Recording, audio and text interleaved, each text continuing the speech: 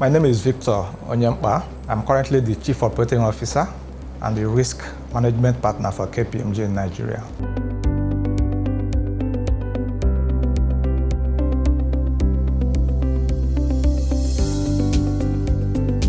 I would say my entire career has been a preparation for this role. I started off in KPMG in 1990, at the time as a staff in our tax practice. I then went on to become the head of tax for KPMG in Nigeria.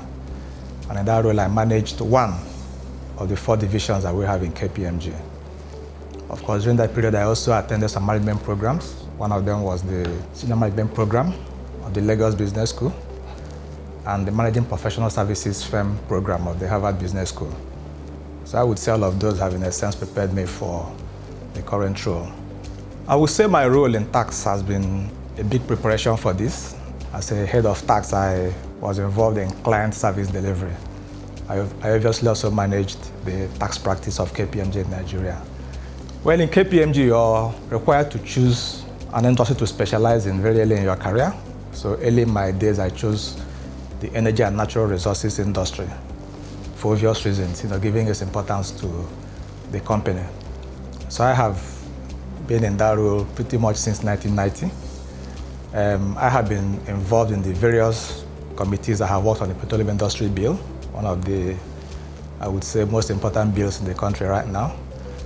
I was also part of the committee that worked on the more recent petroleum industry governance bill. It has now been passed once again by the Senate, and hopefully will be assented to by the President this time. I think it comes down to whether I want to be here for the long term or not. If your plan is to be in business in Nigeria for the long term, you've got to be very ethical.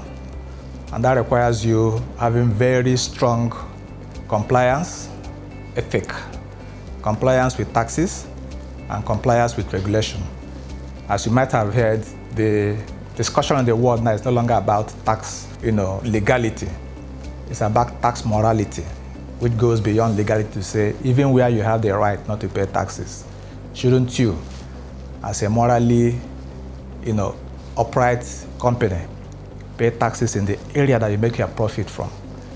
And so what you would find is that any company that wants to be around for the long term has to be ethically upright in terms of tax and legal compliance. And of course, as you know, any investor looking to invest in your business will be looking to do some due diligence, and they'll be looking to see how compliant you are with your taxes and your statutory obligations. And no serious investor will put money in any business that has some shady tax and regulatory issues. I think it comes down to this question: how important is it? If it's important, then you should find time to make it happen. Sometimes I look at my day, and I want to play tennis. I play tennis, by the way, so that's my own passion. And I look at my typical day. I can't find time in the day to play tennis. I go to play at 5:30 a.m. in the morning. That's because it's important. So it comes down to, is it important to you or not? And my view is that if it's important, you will do it. Sometimes it's, when people discuss work-life balance with me, I almost get this mental picture that what they are looking to see is where by 3 p.m. in the day, the company comes to them and says, right, it's now time for work-life balance. You should all please go home. That isn't going to happen.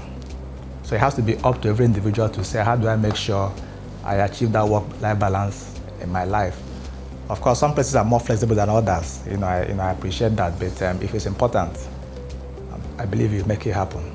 Professional services industry is a knowledge-based industry.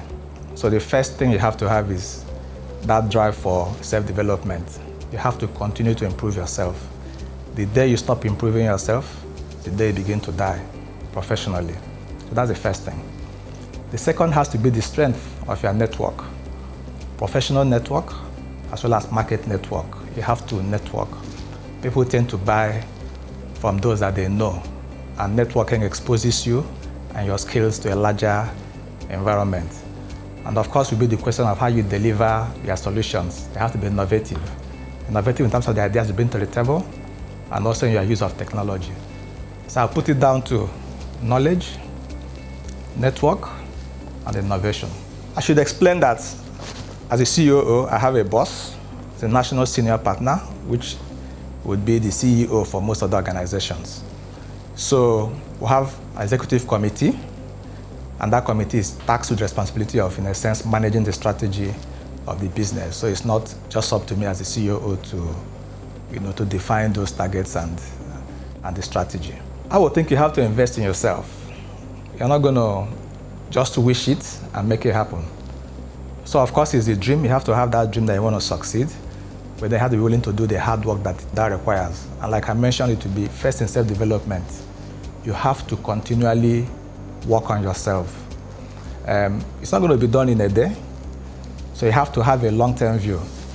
Back in my day, I used to have a boss that used to say to us, there are two kinds of people, those I want to have and those I want to be.